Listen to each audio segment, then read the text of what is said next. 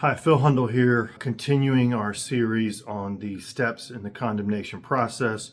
We're on step 7, and this is once again looking back at the sheet that I have attached in the blog or listed in the blog. There's a link. I always recommend you continue to reference that sheet on the condemnation timetable or steps. We're at step number 7. This is the scheduling the special commissioner's hearing. As I mentioned, the special commissioners, along with opposing counsel and the landowners council, will work towards coordinating a date. And oftentimes the very fact of scheduling the special commissioners hearing can be very challenging.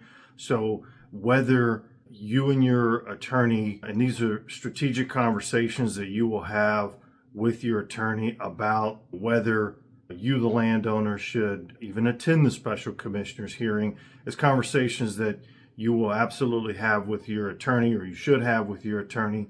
But whether you ultimately will attend, your attorney or you, those can be discussions you all have in the future. But as far as coordinating and scheduling the special commissioners hearing, always a good idea for you, the landowner, to provide your attorney with any vacation dates or medical appointments that you know you will be having in the future, that you can go ahead, or your attorney can go ahead and block those dates out, protect those dates, so that once again a hearing is not scheduled on a time when you will be out of town, out of the country, out of state, or at a doctor's appointment, or oftentimes landowners will have surgeries planned. And so you want to avoid those kind of scheduling conflicts.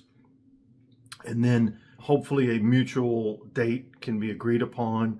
We have gotten to a point in some counties where I'm recommending that early on in the process, we being opposing counsel, myself, and the special commissioners, get on a phone call, just as if the lawyers and the judge would do oftentimes in scheduling hearings or a trial.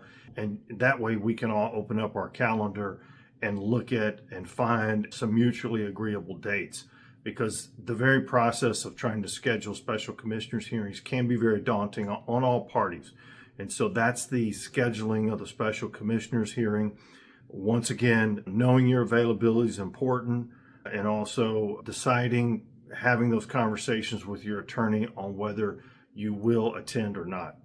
Let's move on to step number 8.